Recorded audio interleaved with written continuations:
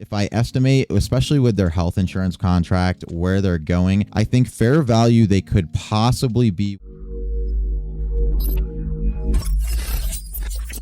Hey guys, welcome to DreamCoin, where we show how to invest for a better tomorrow. My name's Tyler, and today we're going to be going over Exela Technologies, the crazy price action it's been seeing over the last couple of weeks, and where I think they're going to be going into the future. So to run over a couple of their more prominent services, they have things like DrySign, Digital Mailroom, and Print Shop, which are more prominently known for just streamlining efficiency in the workplace, whether it's signing documents electronically or having mail delivery streamlined, or just giving you an access to cloud-based printing. This gives you a lot of different scenarios as a business if you're dealing with Exela and their solutions. These are going to be all of their main different types of things they deal in, and it's supposed to all be accessible through one platform. It's essentially just a lot of digital processes that you could run for your business, whether it's anything to deal with customers or just back-end stuff that you want to do. So all of this just gives you options for where you can take your workplace into a more efficient design for how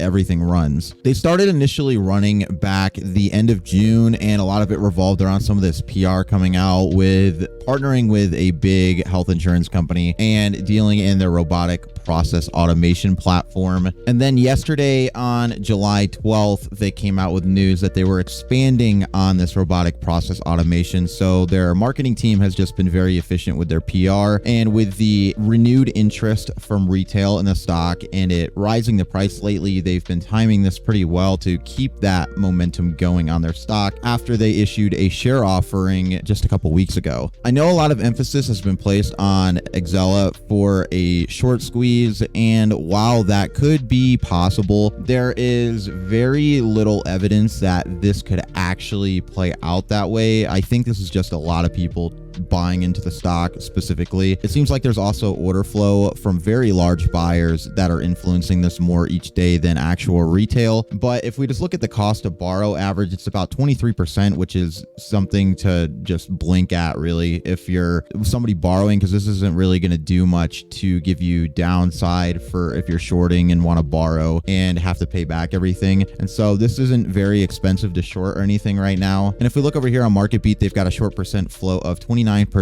as of June 30th, but this is going to be where I estimate they're probably between 28 and 30% depending on the day, just because there's been discrepancies where NASDAQ's had them around 27, 28. This is showing them 29. And then Fintel has been showing their day-to-day interest is roughly about 28% as well. If we observe Analyst price targets, it's sitting around fair value right now, where they closed about 434 today. And so this doesn't provide for a huge upside just based on Analyst price targets, but these are also based on 12-month timelines. So most of these are a little bit older and haven't been updated in a bit of time, actually. As we look at the order flow on Xela, we see that there's $493 million that came inflowed into this today and $491 million outflow that came out, which is a very minor margin in between these for the amount of volume that's actually been in it. They had over 500 million volume traded today, which is actually just obscene, especially with it being a red market day. But if we look here, you can see the majority of the buys are going to be very large for these, and then medium. Usually the smaller is going to be more retail side. Obviously some retail could fit in that medium window. Large on Webull typically lines up with the top 25% order sizes being listed as that, and small being the bottom 25% order sizes. So medium would be the in-between of those. But it seems like there's a lot of larger buyers and sellers that are more influencing this stock than smaller retail. Although retail is definitely giving this a lot more attention, and it has been one of the primary drivers of this with social media chatter and things along those lines. Their current market cap is about $256 million.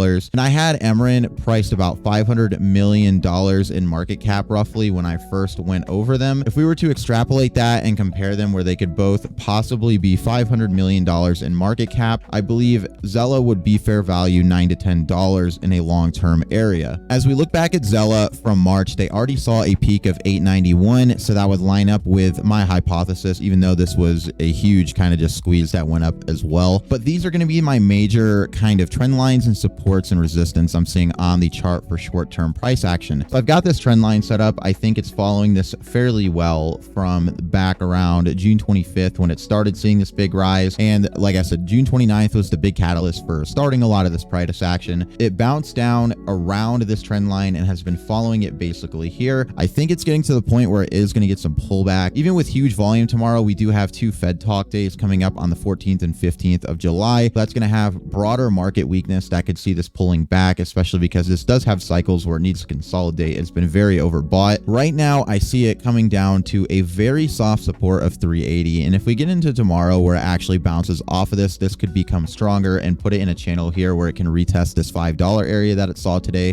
But if it breaks that 380, I'm seeing a bottom support of around 270 and then an extreme bottom support of 182. Now, obviously, before it gets to that 182, I'd be looking for it to follow this trend line. So if it comes into tomorrow and follows this trend, we could either see 270 or roughly 280 to 290 as bottom supports. So those are going to be key to look at, especially if you're trying to get into this for swinging this and everything. But I would be wary of this. It's going to be very high risk with everything that's going on and all of the volume. It's extremely volatile compared to a lot of stuff on the market. Like I said, I do think long term they could be over $10. If I estimate, especially with their health insurance contract, where they're going, I think fair value they could possibly be $1 billion down the road, but that would be needing to upsize their platform and provide for more partnerships with bigger companies and everything. If we come to the hypothesis that they rest around $1 billion in market cap, then we would come to a scenario where they'd be $20+ in fair value,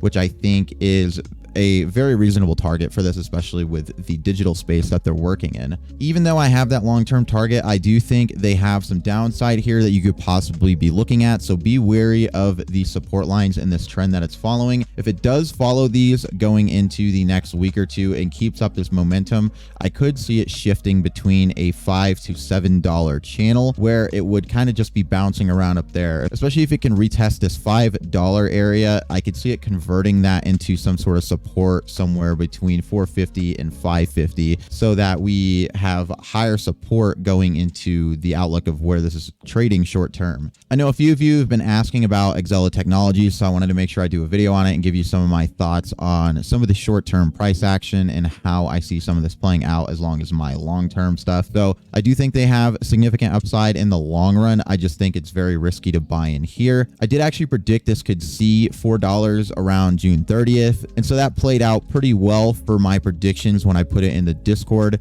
but just be wary of your risk management as you're playing this going forward. I did drop a video on OSAT stock earlier, so if you're interested in that and my analysis of that long term as well, make sure you check that video out. And other than that, that's going to do it for me in this video today, guys. I'll catch you in the next one. Peace.